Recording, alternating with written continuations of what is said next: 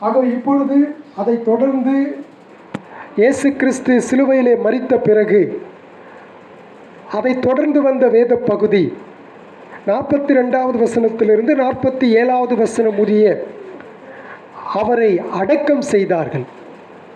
பொதுவாக மரித்தவர்களை அடக்கம் செய்வது பழைய ஏற்பாட்டின்படி யூதர்களுடைய நம்பிக்கை என்னன்னு சொன்னால், அப்பா இறந்தால் மனைவி பிள்ளைங்கள்லாம் கூட இருப்பாங்க, அந்த குடும்பத்தினர்கள் இருப்பார்கள். அதுதான் அவர்களை உறவினர்கள் வந்து அடக்கம் செய்வது வழக்கம். ஆனால் இயேசு கிறிஸ்து இருந்தப்ப அவருடைய தாயாருக்கு அடக்கம் செய்வதிலே எந்த விதமான ஒரு உரிமை அங்கு இல்லை என்பதை பார்க்கிறோம். ஏனென்றால் ரோம அரசாங்கம் அதற்கான கட்டுப்பாடுகளை வைத்தது. அவர்கள் வசதியோடு உரிமையோடு இயேசு கிறிஸ்துவை கல்வாரி சிலுவையிலே மரித்தவரை இறக்கி கொண்டு அடக்கம் செய்ய அவங்களால முடியல. அதனால தான் அரிமத்தை ஊரானாகிய யோசேப்பு அவன் தைரியத்தோடு பிலாத்துவினிடத்திலே போய் கேட்கின்றான், சரீரத்தை இறக்குகின்றான். ஒருவரும் புதைத்திராத ஒரு புதிய கல்லறையிலே இயேசு கிறிஸ்துவை என்ன செய்கிற, ஒரு உயரமான கல்லறை, ஒரு புதிய கல்லறை, அதில் கொண்டு போய் இயேசு கிறிஸ்துவனுடைய சரீரத்தை வைக்கிறார்கள், அடக்கம் செய்கிறார்கள். இதெல்லாம் யார் பார்த்து கொண்டிருக்கிறா? தூரத்திலிருந்து நம்ம பார்த்த அந்த 3 பெண்கள் மற்றும் கலிலேயாவிலிருந்து வந்த சில பெண்கள் இதெல்லாம் பார்த்து கொண்டிருக்கின்றார்கள். அப்போ இப்படி பார்த்து கொண்டிருக்கின்றதுனாலே மறுபடியுமாக யூத மத அந்த பாரம்பரியத்தின்படி 3ஆம் நாளோ 2ஆம் நாளோ நமக்கு எக்ஸாக்டாக நமக்கு தெரியாது, அவர்கள் சுகந்த வர்க்கம் இடும்படி என்ன செய்கிறாங்க சொன்னால், ஊரில் போய் அவருக்கான அந்த பரிமள தைலத்தை எல்லாம் வாங்கி கொண்டு வரும்படியாக அவர்கள் சென்று அவர்கள் இயேசு கிறிஸ்து இருந்த இடத்திலே அவருக்கு அந்த பரிமள தைலத்தை பூசும்படியாக அவர்கள் தங்களை தயார்படுத்தி கொண்டிருக்கின்றார்கள். அப்போ தான் இந்த மார்க்கு சுவிசேஷம் 16ஆம் அதிகாரம் 1 முதல் 8 வரை நம்ம பார்க்கிற ஒரு சம்பவம். இதுதான் அவருடைய பின்னணி. இயேசு கிறிஸ்து உயிர்த்தெழுந்தார். இயேசு கிறிஸ்து உயிர்த்தெழுந்தார்.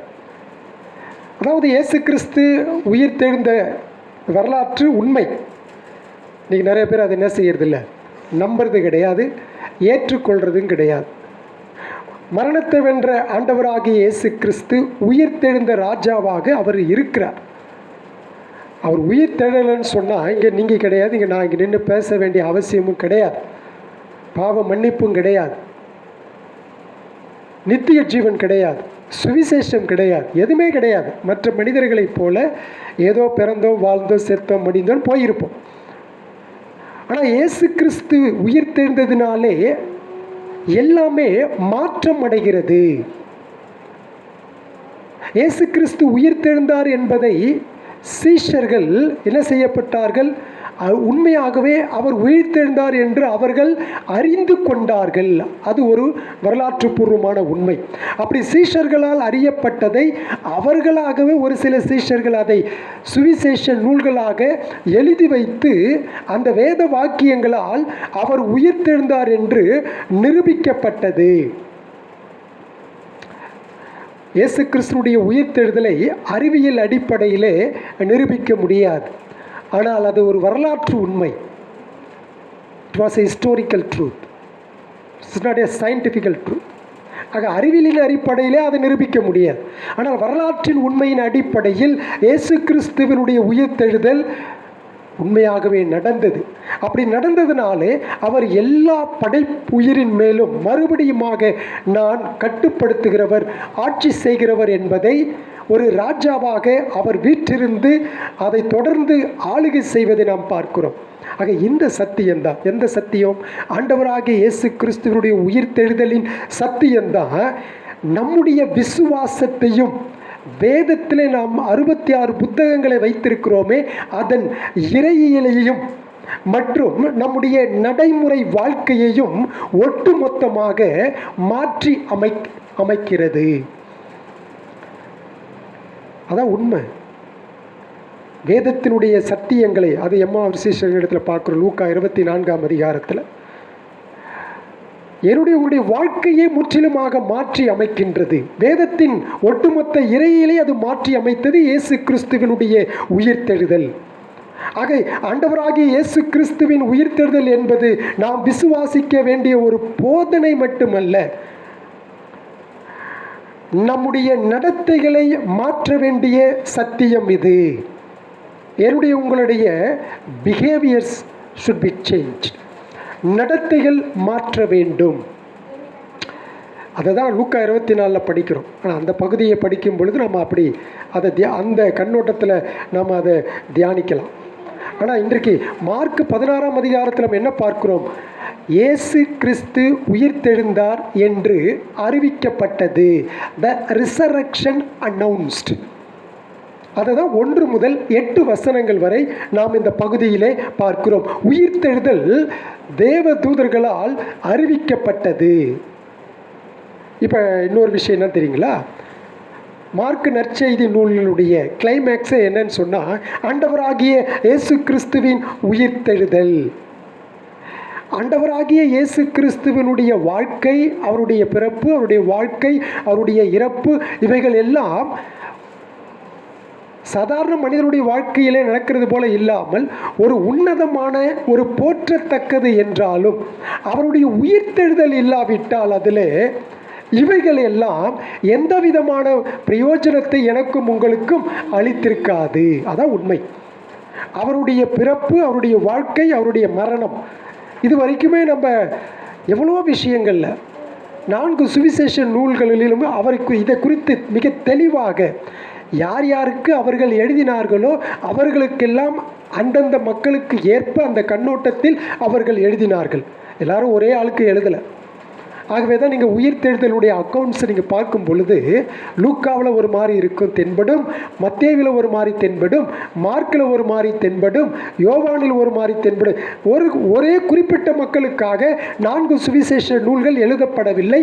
அது வெவ்வேறு மக்களுக்காக எழுதப்பட்டது. ஆகவே அவர்களுக்கு என்ன தேவையோ உயிர்த்தெழுதலை குறித்து ஃபஸ்ட்டு நடந்ததை யோவான் குறிப்பிட்டிருப்பார், 2வது நடந்ததை மார்க்கு குறிப்பிட்டிருப்பார், 3வது நடந்ததை மத்தேயு குறிப்பிட்டிருப்பார். இப்படி ஒவ்வொருவரும் அவரவர்கள் எந்த மக்களுக்கு எழுதினார்களோ அந்த கண்ணோட்டத்தின் அடிப்படையிலே எழுதியிருக்கிறார்கள். ஆகவே எந்த கான்ட்ரடிக்ஷனும் அதில் கிடையாது. எல்லாம் சிஸ்டமேட்டிக்காக நம்ம தொகுத்து படிக்கும் பொழுது தெளிவாக புரியும் நமக்கு. ஆனால் வேதத்தை நம்பாதவர்கள், வேதத்தின் மீது சந்தேகிக்கிறவர்கள் இப்படிப்பட்ட குற்றச்சாட்டுகளை எழுப்பி இயேசு கிறிஸ்துவின் உயிர்த்தெழுதல் தவறானது, அது போலியானது, அது நம்ப தகுந்தது அல்ல, ஏனென்றால் ஒவ்வொருவரும் ஒவ்வொரு கருத்தை சொல்லுகிறார்கள் என்று சொல்லி நிராகரிக்கப்படுகின்றது.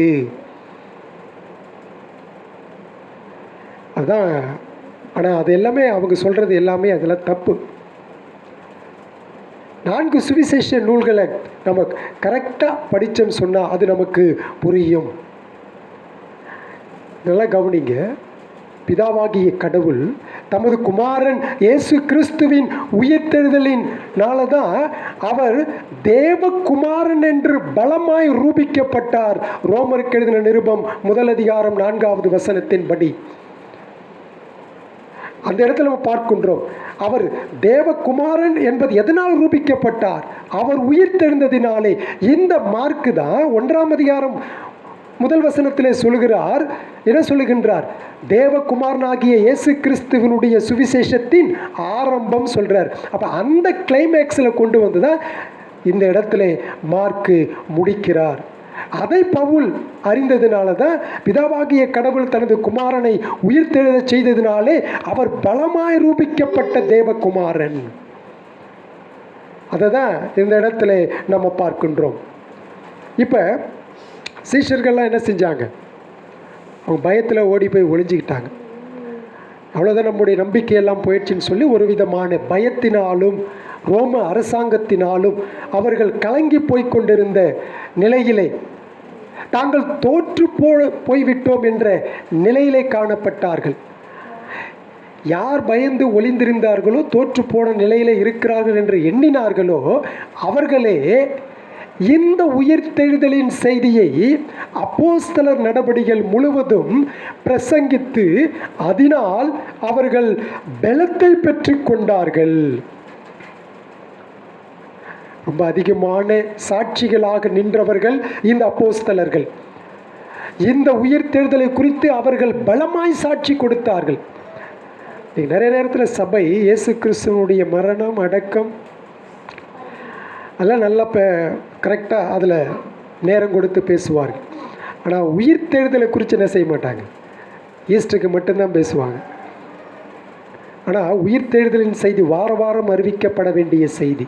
இப்போ நான் இன்றைக்கி பாடின பாட்டெல்லாம் அடிக்கடி பாட வேண்டிய பாடல் தான், இன்றைக்கி மாத்திரம் கிடையாது, அடிக்கடி பாட வேண்டிய பாடல். ஆக நம்ம அடிக்கடி இயேசு கிறிஸ்து உயிர்த்தெழுந்தார் என்பதை பாடல்கள் மூலமாக அவரை நாம் மகிமைப்படுத்துகிறோம். ஆக இயேசு கிறிஸ்துவை பற்றிய நல்ல செய்தி என்ன அப்படின்னு சொன்னால், கடவுள் இயேசு கிறிஸ்துவினுடைய உயிர்த்தெழுதல் மூலம் பாவத்தையும் மரணத்தையும் மற்றும் நரகத்தையும் ஜெயித்தார். புரியுதுங்களா? சின், டெத் அண்ட் ஹெல் இதெல்லாம் தேவகுமாரன் இயேசு கிறிஸ்து ஜெயித்தார் என்பதை கடவுளே பறைசாற்றுகின்றார். ஆக இந்த செய்தி தான், எந்த செய்தி? இந்த சுவிசேஷத்தினுடைய நல்ல செய்தி தான் அப்போஸ்தலர்களுடைய பிரசங்கத்தின் மையமாக இருந்தது. சரிங்களா? அடுத்து இந்த உயிர்த்தெழுதலை குறித்து பார்க்கின்ற பொழுது மத்தேயு, மார்க்கு, லூக்கா, யோவான் 4 பேருமே உயிர்த்தெழுதலின் வரலாற்றை சொல்லுகின்றார்கள் தங்களது நூலின் இறுதியிலே. இப்போ எப்படி இயேசு கிறிஸ்துவனுடைய சிலுவையிலே அவர் பட்ட பாடுகளையும் வேதனைகளையும் துன்பங்களையும் கிட்டத்தட்ட 6 மணி நேரம் ரொம்ப கஷ்டப்பட்டார். அதுக்கு முன்னாடி 6 மணி நேரம் ரொம்ப வேதனை, அந்த நியாய விசாரணை அது இதுன்னு சொல்லி கிட்டத்தட்ட 12 hours அவர் ரொம்ப கஷ்டப்பட்டார். அதை 4 சுவிசேஷ நூல்களிலும் பார்க்கிறோம். அதனுடைய விவரங்களை, அதை எப்படி ஆவியானவர் அவர்களுக்கு எழுத சித்தம் கொண்டாரோ அந்த வகையில் எந்த விதமான தவறின்றி பிழையுமின்றி அவர்கள் எழுதினது போலவே தான் இந்த உயிர்த்தெழுதலையும் அவர்கள் எழுதினார்கள். ஆக சிலுவையில் அறையப்படுவது ஒரு வரலாற்று நிகழ்வாக இருந்ததால் அது உண்மையிலேயே ஒரு உலகத்தில் ஒரு குறிப்பிட்ட இடத்தில் ஒரு குறிப்பிட்ட நேரத்தில் அது நடந்த ஒரு நிகழ்வு.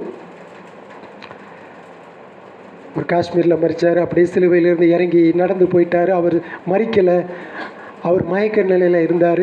இதெல்லாம் மனிதர்கள் உண்டாக்குகின்ற மித்தாலஜி, கட்டுக்கதைகள் மனிதர்கள் உண்டாக்குகின்றது. ஆனால் வேதத்தில் எப்படி அதெல்லாம் எந்த விதமான அதற்கான எவிடன்ஸ் ஒன்று கூடமே இல்லை. அப்போ இன்னொன்று, இயேசு கிறிஸ்து 3ஆம் நாள் உயிர்த்தெழுந்தார் அப்படின்னு சொன்னால் நம்ப தகுந்தது மாதிரி இல்லையே. அவர் வெள்ளிக்கிழமை கொண்டு போய் மறித்தாங்க. மறித்த சமயத்திலிருந்து அடுத்த சமயம் வரைக்கும் 24 hours, தென் அதிலிருந்து 24 hours, தென் அதிலிருந்து 24 hours. அப்போ இது வாரத்தின் முதல் நாள் வரலையே, வாரத்தின் 2ஆம் நாள் தானே வருது அப்படின்னு கிரிட்டிக்ஸ் என்ன செய்கிறாங்கன்னு சொன்னால் குற்றப்படுத்துகிறார்கள். நல்லா கவனிச்சிங்க, நம்முடைய டைம் பிரகாரம் வேறு, யூதர்களுடைய டைம் வேறு. அவர்களுக்கெல்லாம் எப்பொழுதும் சாயங்காலம் 6லேருந்து மறுநாள் சாயங்காலம் வரைக்கும் ஒரு நாள் கணக்கு. சரிங்களா? 5:58 இயேசு கிறிஸ்துவை அடக்கம் பண்ணியிருந்தாலும் அவனுடைய கணக்கு என்னன்னு சொன்னால் ஒரு நாள் முடிஞ்சு. நம்மளுடைய டைம் பிரகாரம் அவருடைய உயிர்த்தெழுதலை கணக்கிடக்கூடாது, அவர்களுடைய கணக்குன்ற. அப்போ இயேசு கிறிஸ்து அப்போ வெள்ளிக்கிழமை சாயங்காலம் 6 மணிலேருந்து மறுநாள் சாயங்காலம் 6 மணி வரைக்கும் தான் அவருக்கு அவங்களுடைய அந்த ஓய்வு நாள் ஸ்டார்ட் ஆகுது according to the Jewish time. சரிங்களா? ஆனால் அதற்கு முன்னதாக இயேசு கிறிஸ்து 1 மணி நேரத்துக்கு முன்னதாக மரித்திருந்தாலும் கூட அவனுடைய கணக்கின்படி என்னது, அது ஒரு நாள் ஆயிடுச்சு. பிறகு அதிலிருந்து அடுத்த 6 மணி வரை 2ஆம் நாள், சனிக்கிழமை 6 மணியோடு அவனுக்கு முடிஞ்சிருச்சு ஓய்வு நாள். அடுத்து 6 மணியிலிருந்து அவனுக்கு வாரத்தின் முதல் நாள் சண்டே ஸ்டார்ட். இப்போ புரியுதுங்களா? இதில் குழப்பம் கிடையாது. ஆனால் அவர்கள் அதை தவறாக எண்ணுகிறார்கள். அப்போ வெள்ளிக்கிழமை அன்று மதியானம் இயேசு வைக்கப்பட்ட அந்த கல்லறையில் உண்மையிலேயே அடுத்த 3வது நாளாக வந்து அல்லது வாரத்தின் முதல் நாளாக வந்த ஞாயிற்றுக்கிழமை காலையில் பார்த்தீங்க சொன்னால் அந்த இடம் வெறுமையாக இருந்தது. இதை குறித்து இந்த சத்தியத்திற்கு, இந்த வரலாற்று பூர்வமான உண்மைக்கு 4 சுவிசேஷ நூல்களும் சாட்சி கொடுக்கிறார்கள். அதுதான் இந்த இடத்துல படிக்கின்றோம். தேவதூதர் வந்து சொல்கின்றான், he is risen, அவர் உயிர்த்தெழுந்தார். ஆக கடவுளால் வெளிப்படுத்தப்பட்ட இந்த வார்த்தை இயேசுவின் உயிர்த்தெழுதலின் உண்மையை 4 சுவிசேஷ பதிவுகளிலும் ஒரு மையப்புள்ளியாக இருக்கிறது. அவர் உயிர்த்தெழுந்தார். ஆக உயிர்த்தெழுதல் ஒரு கட்டுக்கதை அல்லது ஒரு மாயை என்று சொல்லுகிறவர்களுக்கு அதெல்லாம் புரியாமல் பேசுகின்றார்கள். இப்போ பாருங்க, இந்த கல்லறைக்கு வந்தது யாருங்க? பெண்கள் தான் வந்தாங்க. இந்த கல்லறைக்கு வந்ததும் பெண்கள் தான் நாம் பார்க்கின்றோம். அதை 4 சுவிசேஷத்துலையும் படிக்கிறோம். 4 சுவிசேஷத்துலையும் படிக்கிறோம். இன்னொரு விஷயம் என்ன தெரியுங்களா? 1ஆம் நூற்றாண்டில் யூத சமயத்தில் பெண்கள் சொல்லுகின்ற காரியங்களை நம்ப தகுந்ததாக என்ன செய்ய மாட்டாங்க? ஏற்றுக்க மாட்டான். பெண்கள் சொல்லுகின்ற காரியங்களை நம்ப தகுந்ததாக சாட்சிகளாக ஏற்றுக்கொள்ள மாட்டார்கள். சரிங்களா? இப்போ இந்த 4 சுவிசேஷக மத்தேயு, மார்க்கு, லூக்கா, யோவான் என்ன செய்கிறாங்க? இந்த பெண்களை தான் என்ன செய்கிறாங்க? முதல் பார்த்ததாக சாட்சிகள் அவர்களே என்று இந்த 4 சுவிசேஷ எழுத்தாளர்கள் சொல்லுகிறார்கள். அப்போ இந்த 4 சுவிசேஷ எழுத்தாளர்கள் கட்டுக்கதையாக தான் இயேசுவின் உயிர்த்தெழுதலை சொல்லுகிறார்கள் என்றால் இந்த பெண்கள் என்ன செய்ய வேண்டிய அவசியம் இல்லை, முதல் சாட்சிகளாக ஏற்படுத்தப்பட வேண்டிய அவசியம் இல்லை. ஏன்னு சொன்னால் 1ஆம் நூற்றாண்டில் பெண்கள் சொல்கின்ற சாட்சியை யூத மதத்தில் நம்பகமாக ஏற்றுக்கொள்ள மாட்டாங்க. ஏன்னா அது கட்டுக்கதை கிடையாது. நடந்த சம்பவத்தை சொல்வதனாலே ஆவியானவர் அவர்களுடைய மனசில் நடந்த உண்மைகளை அப்படியே அவர்கள் எழுதுகிறார்கள். அதை தான் நாம் இந்த இடத்துல படிக்கின்றோம். இப்போ முதல் வசனம் பாருங்க. ஓய்வு நாளான பின்பு 16ஆம் அதிகாரம், மார்க் 16 முதல் வசனம். ஓய்வு நாளான பின்பு மகதலேனா மரியாளும் யாக்கோபின் தாயாகிய மரியாளும் சலோமே என்பவளும் அவருக்கு சுகந்த வர்க்கம் இடும்படி அவைகளை வாங்கி கொண்டு. இப்போ ஓய்வு நாள் முடிந்ததும் அப்படின்னு சொன்னால் இந்த டைம் உங்களுக்கு தெரியுங்களா? சனிக்கிழமை 6 மணிக்கு மேலே அவர் சிலுவையில் அறையப்பட்ட பொழுதுதான் இந்த குறிப்பிட்ட 3 பெண்கள் இருந்தார்கள் என்று 15ஆம் அதிகாரம் 40வது வசனத்தில் நாம் வெள்ளிக்கிழமை என்று பார்த்தோம். அவர்களில் அந்த 3 பெண்கள், அந்த 3 பெண்களில் 2 பேர் தான் அடக்கம் செய்யப்பட்ட போது இருந்தாங்க. 2 பேர் தான் அடக்கம் செய்யப்பட்ட போது இருந்தார்கள். 47வது வசனத்தில் படிக்கிறோம், அவரை வைத்த இடத்தை மகதலேனா மரியாளும் யோசேயின் தாயாகிய மரியாளும் பார்த்தார்கள் அப்படின்னு சொல்லி இந்த இடத்துல நம்ம படிக்கிறோம்.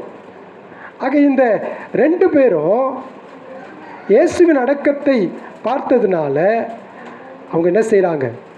எங்கேயாவது கடைகளில் போய் இயேசு கிறிஸ்துவுக்கு அபிஷேகம் செய்ய வேண்டும், அவருக்கு எண்ணெய் பூச வேண்டும். ஆகவே இந்த ஓய்வு நாள் சற்று தொடங்குவதற்கு முன்பதாகவே எல்லா தயாரிக்கப்பட்ட அந்த வாசனை திரவியங்கள் எல்லாவற்றையும் சேகரித்து கொள்ள வேண்டும் என்று ஒரு தயார் நிலையில் இருக்கிறார்கள். அது லூக்காவில் படிக்கிறோம். லூக்கா 23:56 படிக்கிறோம். சரிங்க, இந்த தைலம் பூசுதல் எதுக்கு? சரீரத்தை பாதுகாக்கல்ல, அந்த சரீரத்தை என்ன செய்யவர்கள்? அது அந்த சரீரத்தை துர்நாற்றம் எடுக்காதபடி, அந்த துர்நாற்றம் வீசாதபடிக்கு அதை குறைப்பதற்காக செய்யப்பட்ட ஒரு செயல் யூத மத வழக்கத்தின்படி. 2வது என்ன தெரியுங்களா? வழக்கமாகவே இந்த பெண்கள் யாரு? இயேசு கிறிஸ்துவின் மீது அளவற்ற அன்பு செய்த அந்த பக்தியின் செயல். They devoted to God by doing this action. இயேசு கிறிஸ்துவின் மீது அவ்வளவு பக்தியான ஒரு செயல். அதை நினைவு கூறுவதற்காக, அதை செய்வதற்காகவே அவர்கள் அதை செய்தார்கள். அதை தான் இந்த இடத்துல படிக்கிறோம். சரிங்களா? அப்போ 2வது வசனம் பாருங்கள். வாரத்தின் முதலாம் நாள் அதிகாலையிலே சூரியன் உதயமாகிற போது கல்லறையின் இடத்தில் வந்து, அப்போ ஓய்வு நாள் முடிந்த பிறகு, அதாவது சனிக்கிழமை இரவு கல்லறைக்கு செல்ல மிகவும் இருள் சூழ்ந்திருக்கின்ற நேரம் என்பதால் அந்த பெண்கள் ஞாயிற்றுக்கிழமை காலை வரை என்ன செய்திருக்கிறார்கள்? காத்திருந்தார்கள். அப்போ தான் என்ன வரும்? வெளிச்சம் வரும். வெளிச்சம் வர்றதுனால அவருக்கு சுகந்த வாசனை வர்க்கம் இடுவதற்காக நாம் தயாரித்த பொருட்களை எல்லாம், சேகரித்த பொருட்களை எல்லாம் நாம் கொண்டு போவோம். இரவு நேரத்தில் என்ன செய்ய முடியாது, அதை செய்ய முடியாது என்பதனாலே அவர்கள் காத்திருந்ததாக நாம் இந்த இடத்துல படிக்கின்றோம். அதை தான் இந்த இடத்துல படிக்கிறோம். சூரிய உதயத்திற்கு பிறகு என்ற அந்த வாக்கியம் இங்கே பயன்படுத்தப்பட்டிருக்கிறது என்று சொன்னால், இது ஞாயிற்றுக்கிழமை காலை சூரியன் உதித்த உடனான நேரத்தை குறிக்க வேண்டும். அங்கெல்லாம் ஏப்ரல், மார்ச், ஏப்ரல், மேலாம் பார்த்தீங்கன்னா 5:30 மணிக்கெலாம் சூரியன் உதிச்சிடும். அங்கே நம்ம ஊரில் இன்றைக்கெலாம் எத்தனை மணிக்கு உதிச்சு? இன்னைக்கு காலையில் கரெக்டாக நான் பார்க்கும் பொழுது 6:05. இப்போ கரெக்டாக இந்த நம்முடைய தேசம்லாம் என்ன செய்யும்? இது டிஃபர் ஆகும். அது அவங்களுக்கு காலையில் பார்த்திங்கன்னா 5:30க்கெலாம் சூரியன் உதயமாகிடும். அப்போ அந்த வெளிச்சத்திலே இதை செய்யும்படியாக அவர்கள் அங்கு சென்றார்கள். 3வது வசனம் பாருங்கள். கல்லறையின் வாசல் இருக்கிற கல்லை நமக்காக எவன் புரட்டி தள்ளுவான் என்று ஒருவரோடு ஒருவர் சொல்லிக் கொண்டார்கள். இப்போ பொதுவாக யூதர்கள் சரீரத்தை அடக்கம் பண்ணும்போது என்ன செய்வார்கள்னு சொன்னால், ஒரு ஸ்கொயர் டைப்பில் தான் அந்த ஸ்டோன்லாம் இருக்கும். அதை தான் அங்கே அவர்கள் எரிக்க மாட்டாங்க. அவங்களாம் ரொம்ப தூரம் தள்ளி ஒரு கண்மலை மாதிரி செஞ்சு ரொம்ப உள்ளே போய் அந்த சரீரத்தை வைத்து அதற்கான எல்லா காரியங்களையும் செய்து ஒரு பெரிய என்ன செஞ்சுருவாங்கன்னா, ஒரு கல்லை கொண்டு வந்து அடைச்சிடுவாங்க. அப்படிப்பட்டது தான் யூதர்களுடைய சில சரீரங்களை அவர்கள் வைப்பார்கள். ஆக அந்த பெண்கள் குறிப்பாக அந்த கல்லறைக்கு செல்லுகின்ற அந்த வேளையிலே அந்த கல்லறையில் என்ன செய்கிறோம் பார்க்கணும்னு சொன்னால், மிகப்பெரிய ஒரு கல், உருண்டை வடிவிலே மிகப்பெரிய ஒரு கனமான கல்லை பற்றி அவர்கள் பார்த்த உடனே அவர்கள் கவலைப்பட்டார்கள். எந்த இடத்துல அவர் அடக்கம் பண்ணினாங்கன்னு பார்த்துட்டாங்க. சரி, இந்த இடத்துல தான் அவர் இருக்கிறான்னு சொல்லி அவங்க போயிருக்கலாம். ஆனால் இவ்வளவு பெரிய கல்லை வைத்து அவர்கள் அடைத்திருப்பார்கள் அப்படின்னு சொல்லி அவர்கள் ஒருபோதும் என்ன செஞ்சுருக்க மாட்டாங்க, யோசித்து பார்த்துருக்க மாட்டாங்க. ஏன் அவ்வளவு பெரிய கல் அது அடைக்கப்பட்டது அப்படின்னு சொன்னால், மற்ற சுவிசேஷத்தில் படிக்கிறோம், ரோம அரசாங்கம் என்ன செய்யுமா, ரோம அரசாங்கம் ஏமாற்றி விடக்கூடாது என்பதற்காக இந்த யூதர்கள் என்ன செஞ்சுருக்காங்கன்னு சொல்லியிருக்கிறாங்க. இவரோட சீஷர்கள் இருக்கானுங்களே அவங்க இவரை களவாண்டிட்டு போயிடுவாங்க. அதனால் நீங்கள் என்ன செய்யுங்க, மிகப்பெரிய கல்லை வைத்து அங்கே போர் வீரர்களை பாதுகாப்பாக வைத்திருங்கள் என்று சொல்லி இது மத்தேயுவில் படிக்கிறோம். மத்தேயு சுவிசேஷத்தில் நம்ம படிக்கிறோம். அப்போ இந்த இடத்துல மிகப்பெரிய ஒரு கல் அந்த இடத்துல வைக்கப்பட்டிருந்தது. ஏன்னா அந்த இவர்கள் பெண்கள் என்பதனாலே அந்த கல்லை தங்களுடைய கையை வச்சு நகர்த்துவதற்கு ரொம்ப கஷ்டம். அதாவது நீங்கள் கற்பனை பண்ணி பார்க்கணும். எப்படின்னு சொன்னால், அவங்க இருக்கிற இடத்துலேருந்து கீழே கிடையாது, அல்லது சமமட்ட அளவில் கல்லறை கிடையாது, ஒரு சற்று ஒரு சின்ன ஒரு மலை மாதிரி இருக்குது, அதில் தான் இருக்குது. அப்போ அவங்க நிமிர்ந்து பார்த்தார்கள் என்று வேதத்தில் படிக்கிறோம். அப்போ நிமிர்ந்து பார்க்கின்ற பொழுது அந்த உருண்டையான மிகப்பெரிய கல் என்ன செய்யப்பட்டிருக்கிறது என்றால், அந்த கல்லறைக்கு வெளியே மிகப்பெரிய ஆழத்தில் அது அதை என்ன செய்ய இறக்கி வைத்திருக்கிறார். அதை ஒன்றுமே அந்த பெண்களால் செய்ய முடியாது. இப்போ அவங்களுடைய கவலையே என்னன்னு சொன்னால், இந்த கல் இவ்வளவு பெருசாக இருக்குதே, இதை யார் நமக்காக புரட்டி தள்ளுவார் என்று ஒருவர் அவர்கள் யோசித்து கொண்டிருக்கிறார்கள். ரொம்ப கஷ்டம். அதை தான் இந்த 3வது வசனத்தில் பார்க்கிறோம். 4வது வசனத்தில் பார்க்குங்க. இன்னும் அதுக்கு பிறகு பார்க்கும்போது ஒரு ஆச்சரியம். அந்த கல் மிகவும் பெரியதாக இருந்தது. அவர்கள் ஏறிட்டு பார்க்கிற பொழுது அது தள்ளப்பட்டிருந்தது. தள்ளப்பட்டிருக்க கண்டார்கள். இந்த 3வது வசனத்திற்கும் 4வது வசனத்திற்கும் இடைப்பட்ட சில காரியங்கள் மற்ற சுவிசேஷத்தில் நம்ம படிக்கிறோம். அப்போ அங்கே போய் பார்க்கணும் இதுக்கு இடையில என்ன நடந்துச்சுன்னு சொல்லி. ஆனால் மார்க் எப்பவுமே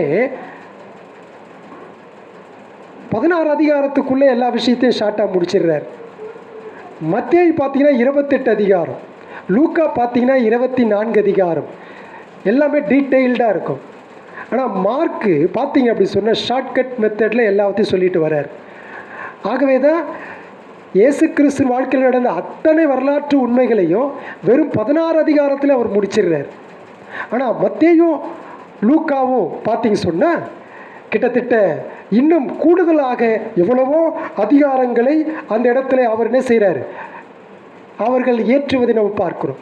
ஆக நடக்கக்கூடிய சம்பவத்தை மிக சுருக்கமாக மார்க்கு என்ன செய்கிறாருங்க சொல்கிறார். அதனால தான் டக்குன்னு விஷயத்துக்கு அவர் வந்து கொண்டே இருக்கின்றார். ஆக அங்கே வேற இங்கே வேறன்னு சொல்லி நம்ம என்ன செஞ்சிடக்கூடாது, குழம்பி போக வேண்டிய அவசியம் நமக்கு இல்லை. அந்த கல் பார்த்தீங்க அப்படின்னு சொன்னால் மிகப்பெரிய கல்லாக இருந்தது. ஆனால் அவர்கள் ஏறிட்டு பார்க்கின்ற பொழுது அது தள்ளப்பட்டிருக்க கண்டார்கள். அதுதான் அவங்களுக்கு மிகப்பெரிய ஒரு ஆச்சரியம், மிகப்பெரிய ஒரு பிரமிப்பு. அதாவது இந்த இடத்துல தான் நமக்கு ஒரு ஆச்சரியம் என்ன தோணும் அப்படின்னு சொன்னால், God opened the tomb. கடவுள் கல்லறையை திறந்தார்.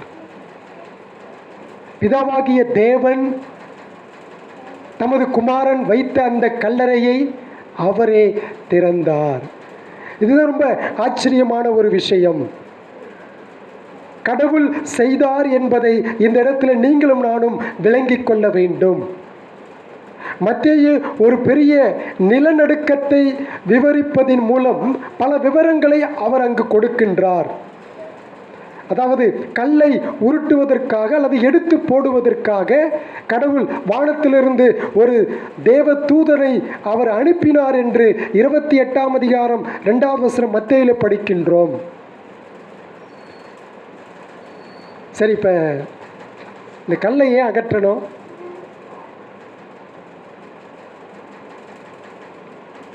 எதுக்கு இங்கே கல்லை அகற்றணும்? அப்போ தான் இயேசு வெளியே வர்றதுக்கா?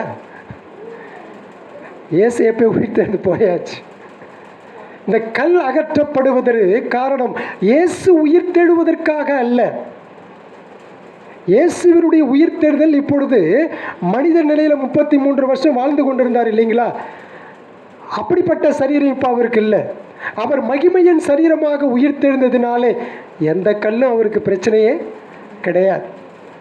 ஆக்க என்ன பார்க்கிறோம், இந்த பெண்கள் உள்ளே போவதற்காக கடவுள் செய்த இது ஒரு மாபெரும் அற்புதம். அவர்களுக்காக இந்த கல் என்ன செய்யப்பட்டது, அகற்றப்பட்டது, அங்கிருந்து அது தள்ளப்பட்டது. ஆக உயிர்த்தெழுதல் ஏற்கனவே அது நிகழ்ந்தது. ஆனால் இப்போ கல்லறை வெறுமையாக இருப்பதற்கான ஆதாரத்தை கொடுப்பதற்காக இந்த கல்லறைக்குள் இந்த பெண்களை எப்படியாவது அனுமதிக்க வேண்டும் என்று அந்த தேவதூதன் விரும்பினான். ஏன்னு சொன்னால் இந்த பெண்கள் ஏன் இந்த இடத்துக்கு வந்திருக்கிறார்கள் என்பதை தேவதூதன் நன்றாக அறிந்திருந்தான். ஏன்னா கடவுளால் அனுப்பப்பட்டவன் இந்த காரியத்துக்காக தான் அப்படின்னு அனுப்பப்பட்டிருக்கின்ற பொழுது இந்த காரியத்திற்காக தான் இவர்களும் வந்திருக்கிறார்கள் என்பதை தேவதூதன் அறிந்திருக்கிறார். அவனுடைய உடையை குறித்து பார்க்கிறோம், வெள்ளங்கி தரித்தவர்களாய். இந்த இடத்துல ஒரு தூதனை குறித்து பார்க்கிறோம். மற்ற சுவிசேஷ நூல்களில் 2 தூதர்னு போட்டிருக்கு. இப்போ அதுலேயும் ஒரு பிரச்சனை இருக்குது. மார்க் தப்பாக எழுதிட்டாருன்னு இல்லை, அங்கேருந்து ஒரு தூதன் வெளியில் கூட இருந்திருக்கலாம். இவங்க பார்க்க முடியாத ஒரு தூதன் வெளியில் இருந்திருக்கலாம். அப்போ ஒரு தூதன் இந்த இடத்துல மார்க்கு குறிப்பிடுவது தவறல்ல. ஆக இந்த இடத்துல என்ன பார்க்கிறோம், கல்லறையிலே தேவ தூதர்கள் வந்ததனுடைய நோக்கம் உயிர்த்தெழுதலின் உண்மையான நிகழ்வுக்கும் அதை பார்க்க வந்த பெண்களுக்கும் இடையிலான ஒரு பால இணைப்பாக இருக்க வேண்டும் என்பதற்காக தான் இந்த தூதர்களை கடவுள் கல்லறைக்கிட்டு அனுப்பினார். இப்போ உயிர்த்தெழுதலின் நிகழ்வை யார் பார்த்ததுங்க? இயேசு கல்லறையில் அடக்கம் பண்ணப்பட்டார் இல்லைங்களா? யார் பார்த்தது? உயிர்த்தெழுந்த இயேசு கிறிஸ்துனுடைய நிகழ்வு எப்படிப்பட்டது என்பது யார் பார்த்தது? யாருமே பார்க்கல. எந்த பெண்களும் பார்க்கல. உயிர்த்தெழுந்த நிகழ்வை பார்த்தது யாருங்க? கடவுள் மட்டும்தான். கடவுள் மட்டும்தான் உயிர்த்தெழுதலின் நிகழ்வை அனுமதித்தார். அவர் மட்டும்தான் பார்த்தார். ஆக உயிர்த்தெழுதலின் நிகழ்வை பார்க்க மனித கண்கள் அனுமதிக்கப்படவில்லை. ஏன் அனுமதிக்கப்படலை தெரியாது. அது கடவுள் அனுமதிக்கலை. நம்ம விட்டுற வேண்டிதான். அதுக்கு குறித்து பெரிய ஆராய்ச்சியில் நமக்கு அவசியம் அல்ல. ஆனால் அது கடவுளின் செயலுக்கு நிலையான சாட்சிகளாக தேவதூதர்கள் இருந்தார்கள். தேவதூதர்கள் என்ன சொல்கிறாங்க பெண்கள்கிட்ட? என்ன சொல்கிறாங்க பெண்கள்கிட்ட? அவர் உயிர்த்தெழுந்தார். he is risen. he is not here. அவர் இங்கே இல்லை. you come and see where they laid him. அவரை வைத்த இடத்தை வந்து பாருங்கள். அவங்கள விட்னஸ் மட்டும்தான். 6வது வசனம் பாருங்க. அவன் அவர்களை நோக்கி, பயப்படாதிருங்கள், சிலுவையில் அறையப்பட்ட நசரனாகிய இயேசுவை தேடுகிறீர்கள். அவர் உயிர்த்தெழுந்தார். அவர் இங்கே இல்லை. இதோ அவரை வைத்த இடம். பயப்படாதிருங்கள். 6வது வசனத்தில். ஏன்னா தேவதூதர்கள் பார்த்த உடனே இங்கே வெள்ளங்கி அவங்க கண்களுக்கு அதுக்கு எப்படிப்பட்டது? ஒரு வாலிபன் என்று மார்க்கு சொல்கிற அப்படி. ஆனால் மற்ற சுவிசேஷ நூல்கள்லாம் பாருங்கள், அவர்கள் வெள்ளையங்கி தரித்த தேவ தூதர்கள். அவர்கள் கடவுளை பணியை செய்ய அனுமதிக்கப்பட்டவர்கள். இந்த பெண்கள் அவர்களை பார்த்த மாத்திரத்தில் அவர்கள் திகைத்து போனார்கள். கெத்செமனே தோட்டத்தில் இயேசு கிறிஸ்து ஜெபித்த பொழுது அவருக்கு ஒரு பயம் ஒன்று வந்துச்சு. அவர் நடுங்கி திகைத்து போனார் என்ற அந்த வார்த்தையே தான் இங்கே பயன்படுத்தப்பட்டிருக்கிறது. என்றால் இந்த கல்லறையை இயேசு கிறிஸ்துவின் சரீரத்தை தைலத்தை பூச வந்த பெண்கள் அதே மாதிரியான பயத்தையும் அந்த நடுக்கத்தையும் அவர்கள் கொண்டார்கள். ஆனால் இப்போ தேவ தூதர்களின் வார்த்தையை கேட்ட பொழுது பயப்படாதிருங்கள், கவலைப்படாதிருங்கள் அப்படின்னு சொன்ன உடனே இந்த பெண்களுடைய பயம், இந்த பெண்களுடைய கவலைகள் என்ன செய்யப்பட்டிருக்குங்க? கொஞ்சம் கொஞ்சமாக அப்படியே தணிந்து போனது. நாங்கள் யாருமே இல்லை, வர வேண்டிய மக்கள் யாரும் இல்லை. ஏன் அப்படின்னு சொன்னால் அவர்கள் யாரை தேடுகிறார்கள் என்பதை தேவ தூதர்கள் அறிந்திருந்தார்கள். எதற்காக வந்திருக்கிறார்கள் என்பதையும் அந்த தேவ தூதர்கள் அறிந்திருந்தார்கள். இவர்கள் கலிலேய பெண்கள் என்பதையும் தேவ தூதர்கள் அறிந்திருந்தார்கள். கலிலேயாவிலே இயேசு கிறிஸ்துவினுடைய ஊழியம் பிரதானமாக இருந்தது என்பதையும் தேவ தூதன் அறிவான். எல்லாமே இந்த இடத்துல அவர்கள் அறிந்திருந்தார்கள். அவர் உயிர்த்தெழுந்தார். அந்த வெறுமையான கல்லறையின் ஆதாரத்தை பார்க்க அவர்களை அவன் அழைக்கிறான். நீங்கள் வந்து பாருங்க, நீங்கள் வந்து பாருங்க. அவர் என்ன செஞ்சார்? உயிர்த்தெழுந்தார். அவர் இல்லவே இல்லை. அவர் வைத்த இடத்தை வந்து பாருங்கள். அவர் அந்த இடம் வெறுமையாக இருக்கின்றது. ஒரு காலியான ஒரு வெறுமையான கல்லறை. இயேசுவின் உடலுக்கு அல்லது இயேசு கிறிஸ்துவுடைய சரீரம் என்ன ஆனது என்ற கேள்வியை அவர்கள் மனதிலே உண்டானது. அந்த சம்பவத்தை யோவான் குறிப்பிடுறார் 19ஆம் அதிகாரத்தில். ஒரு பெண் நின்றுட்டு இருப்பா, அழுதுட்டு இருப்பா. பின்னாடியே இயேசு கிறிஸ்து வந்து சொல்லுவார், ஸ்திரீயை ஏன் அழுகிறாயின்னு சொல்லி. அவள் சொல்லுவா, ஐயா என் ஆண்டவரை வைத்த இடத்தை பார்த்தேன், யாரோ எடுத்துகிட்டு போயிட்டாங்க. அவரை அவள் தோட்டக்காரர் என்று எண்ணி நீங்கள் பார்த்துட்டீங்கன்னா தயவுசெய்து அவரை சொல்லுங்கள் எங்கே வச்சுருக்கீங்கன்னு. யார்கிட்ட பேசிகிட்டு இருக்கிறா? இதெல்லாம் இயேசுகிட்ட தான் பேசியிருக்கிற. அப்போ வரைக்கும் இது இயேசு கிறிஸ்து தான் உயிர்த்தெழுந்தான்னு அந்த பெண்ணுக்கு தெரியல. அப்போ அந்த பெண்ணு ஸ்திரீயே அப்படின்னு சொன்ன உடனே அந்த குரல், அடிக்கடி இயேசு கிறிஸ்து அந்த பெண்ணோட பேசியிருப்பார் இல்லைங்களா, அந்த குரல் கேட்ட மாத்திரத்தில் ஆல் ஆஃப் அ சடன் அவன் என்ன செஞ்சுருப்பா? திரும்பி பார்த்துருப்பா. ஆண்டவரே நீ தானே அது அப்படின்ற ஒரு ஆச்சரியமாக இருக்கு இல்லைங்களா? நான் உங்கள் தோட்டக்காரெலாம் நினச்சேன் அப்படின்னு. ஆண்டவரையும் தொட போவா. உடனே அவர் தொடாதே, நான் யார், நான் இன்னும் பிதாவினிடத்திற்கு ஏறி போகவில்லை. அப்படின்னா மகிமையின் சரீரத்தில் அவர் இருக்கிறார்.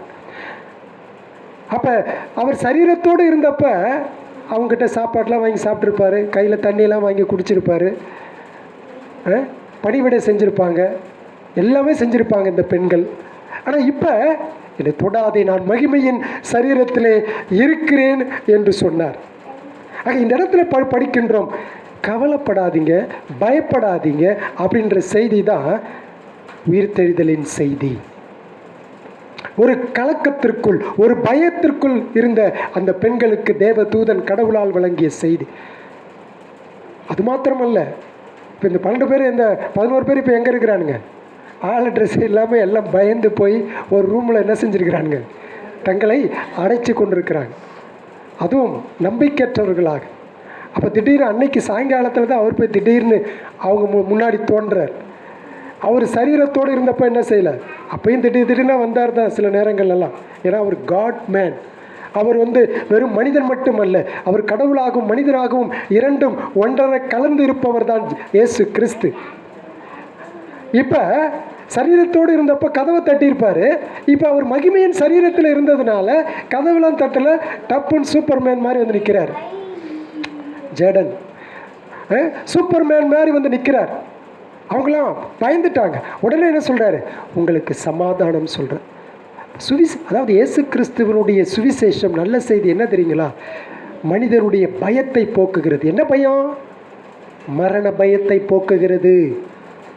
அது நம்பிக்கையை கொடுக்கிறது, அது விசுவாசத்தை கொடுக்கிறது. உயிர்த்தெழுதல் நித்திய ஜீவ நம்பிக்கையை கொடுக்கிறது, மிகுந்த சமாதானத்தை கொடுக்கிறது. இயேசு கிறிஸ்துவின் உயிர்த்தெழுதல் அதுதான். அவர்கள் திகத்தி போய் நின்றார்கள், நம்பிக்கையற்றவர்களாக இருந்தார்கள். இனி என்ன செய்வது, வாழ்க்கையை முடித்து கொண்ட நிலையில் காணப்பட்டார்கள். அந்த சமயத்தில் இயேசு தோன்றி சமாதானம் சொன்னார், பயப்படாதீங்கன்னு சொன்னார். அதுதான் எனக்கு உங்களுக்கு என்ன அப்படின்னு தெரியுங்களா? நித்திய ஜீவ நம்பிக்கை, சமாதானம், பயப்படாதிருங்கள். கர்த்தர் என்னோடும் உங்களோடும் கூட அவர் இருக்கின்றார். அதான் உலகத்தின் முடிவு பரியந்தம் இதோ சகல நாட்களிலும் நான் உங்களோட கூட இருக்கிறேன் என்று சொன்னவர். அதை தான் படிக்கிறோம். அப்போ இந்த பெண்கள் உள்ளே வந்த உடனே அப்போ இயேசுவின் சரீரத்துக்கு என்ன ஆயிடுச்சு அப்படின்ற கேள்வி அவர்களுடைய மனதிலே இருந்திருக்கின்றது. அதை குறித்து பல தவறான கருத்துக்கள் இன்றைக்கு வரைக்குமே இருக்கு. அதாவது இயேசு கிறிஸ்துவனுடைய உயிர்த்தெழுதலுடைய விளக்கத்தை மக்கள் எப்படியெல்லாம் சொல்கிறாங்க அப்படின்னு சொன்னால் பல்வேறு விதமான ஒரு கட்டுக்கதையாகவே பார்க்கப்படுகிறது. மத்தேயிலே பார்த்தோம், இயேசு கிறிஸ்துவனுடைய சரீரம் யாரோ கொண்டு போயிட்டாங்க, அது திருடப்பட்டது. சில பேர் என்ன சொல்கிறாங்க, இந்த பெண்கள்லாம் இந்த தவறான கல்லறைக்கு வந்துட்டாங்க, அவரை வைத்த விட வேற, இவங்க வந்த இடம் வேற அப்படின்னு சொல்லி தவறான கல்லறைக்கு வந்து விட்டார்கள். சில பேர் என்ன சொல்கிறாங்க, உண்மையிலேயே இயேசு கிறிஸ்து சிலுவையில் இறக்கவில்லைங்க, அவர் மது போதையில் இருந்ததுனால அது தெளிஞ்ச உடனே அவராக இறங்கி நடந்து போயிட்டார். இப்போ புரியுதுங்களா? எவ்வளோ கட்டுக்கதைங்க. அதை தான் உயிர் தேடுதல் சொல்லி கிறிஸ்தவர்கள் நம்ப வைத்து கொண்டிருக்கிறார்கள். இதெல்லாமே தவறான கூற்றுகள், நிரூபிக்கப்பட முடியாத உண்மைகள். ஆனால் வேதம் சொல்லுகின்ற அந்த சத்தியங்கள் உண்மை சத்தியங்கள். The first day, the first Easter Sunday morning என்ன பார்க்கிறோம், கல்லறையில் இருந்த அந்த பெண்களுக்கு அந்த தேவதூதன் சொன்னது விஷயம் என்ன தெரியுமா? அவர் உயிர்த்தெழுந்தார். He is risen. அவர் உயிர்த்தெழுந்தார். இப்போ 7வது வசனம் பாருங்கள். நீங்கள் அவருடைய சீஷரிடத்திற்கும் பேதுருவினிடத்திற்கும் போய் உங்களுக்கு முன்னே கலிலேயாவுக்கு போகிறார், அவர் உங்களுக்கு சொன்னபடியே அங்கே அவரை காண்பீர்கள் என்று அவர்களுக்கு சொல்லுங்கள் என்றான். தேவதூதர் சொல்கிறான், இதெல்லாம் நீங்கள் பார்த்துட்டீங்க இல்லைங்களா, நீங்கள் போய் என்ன செய்யுங்க, நீங்கள் போங்க அவருடைய சீஷர்களிடமும், குறிப்பாக யார்கிட்ட சொல்லுங்கள், அவ்வளோதான், பேதுருவிட்ட சொல்லுங்கள். ஏன் மற்ற சீஷர்கள்லாம் சொல்லக்கூடாதா? ஏன் பேதுருவை ஆண்டவர் இந்த இடத்துல முன்மொழிகிறார் அப்படின்னு சொன்னால், நம்ப மாட்டார். அவருக்கு ஒரு நம்பிக்கை இழந்து சீஷர்களிடத்திலிருந்து இப்பொழுது பிரிந்து ஒரு தனித்து விடப்பட்ட, ஒரு கைவிடப்பட்ட ஒரு நிலையிலே அவன் மனம் குழம்பி இருக்கின்றான். அவன் தன்னுடைய உணர்வுகளையும் தன்னுடைய எண்ணங்களையும் அவன் செயலற்றவனாக காணப்படுகின்றான். நான் அப்படிப்பட்ட நிலையிலும் கூட கடவுளுடைய வெளிப்பாடு விசேஷமாக அவனுக்கு கிடைக்கிறத பாருங்க. ஆண்டவரே சொல்றாரு, தேவதூதரே சொல்றாரு, என்ன சொல்றாரு? பேதுருட்ட போய் சொல்லுங்க பாருங்க. கடவுளுடைய அந்த ஆச்சரியமான செயல். அவன் இயேசு கிறிஸ்துவை 3 தரம் மறுதளிச்சான். நம்ம மற்ற எல்லாத்தையும் பார்க்குறோம். அதனாலே அவர் தனிமைப்படுத்தப்பட்டார். அப்படின்னா என்ன தெரியுமா ஆண்டவர் சொல்றாரு? நீ தனிமைப்படுத்தப்படவில்லைப்பா, இன்னும் நீ சீஷர்கள் கூட்டத்தில் தான் என்ன செய்கிற, இன்னமும் இருக்கிற அப்படின்னு நான் பார்க்கிறேன்ற. அவனுக்கு அது புரியாட்டம் இருக்கும், பரவாயில்ல. நீ இன்னும் என்னுடைய சீஷனாகவே நீ இருக்கிறாய் என்பதை நான் பார்த்து கொண்டிருக்கிறேன். ஆகவே தான் தேவதூதர்கள் அந்த பெண்களை பார்த்து சொன்ன உடனே நீ போய் பேதுருவினிடத்தில் போய் சொல்லுங்கப்பா, பேதுருவினிடத்தில் அறிவிங்க சொல்கிறார். அப்படின்னா இவ்வளோ அருமையான ஆண்டவர் பாருங்க. திரும்பவுமாக கடவுள் அவனை மன்னித்து மீட்டெடுக்கிறார். இவ்வளோ அற்புதமான நம்ம ஆண்டவர் பாருங்க. நம்மளை அவர் அப்படியே விட்டு விடாமல், அதனால ஆண்டவர் சொல்றாரு, எல்லாரும் நீங்களாம் என்ன செய்யுங்க, கலிலேயாவிலே மீண்டும் என்ன செய்யுங்க, ஒரு கேம்ப் போடுங்க. நான் உங்களுக்கு முன்னாடி நான் அவங்க போய் என்ன செய்வேன், இருப்பேன்னு சொல்கிறார். இப்போ இயேசு கிறிஸ்து நடந்து போக வேண்டிய அவசியம்லாம் கிடையாது. இயேசு கிறிஸ்து நடந்து போக வேண்டிய அவசியமே கிடையாது. ஆக கலிலேயாவிலே அவர்கள் நடக்க போகிற அந்த கூட்டத்தினுடைய நோக்கம் என்ன? ஏன் தெரியுமா? இயேசு கிறிஸ்து இந்த உலகத்தில் இருந்தப்ப மிகுந்த, அதாவது தன்னுடைய வாழ்நாளில் அதிக நாள், தம்முடைய ஊழியத்தை அதிக நாள் செய்த இடம் கலிலேயாவில் தான். யூதேயாவை விட கலிலேயா தான். ஏன்னா அங்கு புறஜாதிகள் அதிகம். அந்த புறஜாதிகளுக்கும் நான் ஆண்டவர் என்பதை அவர் அப்பொழுதிலிருந்து அதை அவர் வெளிப்படுத்தி கொண்டே இருக்கின்றார். அவர் சீடர்களை மட்டுமல்ல, கலிலேயாவில் உள்ள இன்னும் எத்தனையோ விசுவாசிகளுக்கு அவர் தம்மை உயிரோடு இருக்கிறவராக காண்பித்திருக்கலாம். ஏன்னு சொன்னால் 500 பேருக்கு மிகாமல் அவர் யார் தரிசனம் கொடுத்தார் என்று வேதத்திலே நம்ம படிக்கிறோம். ஆக கலிலேயாவிலே ஒரு புறஜாதியாருடைய அந்த ஊழிய பணியை தொடங்குவதற்கு, அந்த இயேசு கிறிஸ்துவின் பணியை செய்வதற்கு அது ஒரு பொருத்தமான ஒரு இடமாக இருந்தது. 8வது வசனம் பாருங்க. இந்த தேவ தூதர்கள் அப்படி சொன்ன பொழுதும் கூட இந்த பெண்களுக்கு நடுக்கமும் திகிலும் அவர்களை பிடித்தபடியால், அவர்கள் சீக்கிரமாய் வெளியே வந்து கல்லறையை விட்டு ஓடினார்கள். அவர்கள் பயந்திருந்தபடியினால் ஒருவருக்கும் ஒன்றும் சொல்லாமற் போனார்கள். அவங்களுக்கே ஒன்றும் புரியல, இப்போ என்ன நடக்குது, ஏது நடக்குது ஒன்றுமே தெரியல. they were confused altogether. அது மார்க்கு சொல்கிறாரு. ஆனால் இதுக்கு அடுத்த பிறகு நடந்தது தான் யோவானில் படிக்கிறோம், லூக்காவில் படிக்கிறோம், மத்தேயுவிலும் படிக்கிறோம். அப்போ இந்த இடத்துல என்ன பார்க்கிறோம்? அந்த தேவ தூதர்களுடனான அந்த உரையாடல், அந்த அங்கே கூடி வந்த அந்த கல்லறைக்கு வந்த அந்த பெண்களுக்கு யாருங்க? மகதலேனா மரியாள், யாக்கோபின் தாயாகிய மரியாள், சலோமே, இவங்களுக்கு அந்த தேவதூதனுடனான கூற்றுக்கள் நம்புற மாதிரி இருக்கு, நம்பாத மாதிரி, இப்படி பல்வேறு நிலைகளிலே அவர்கள் நடுங்கி திகைத்து அவர்கள் என்ன செஞ்சாங்க?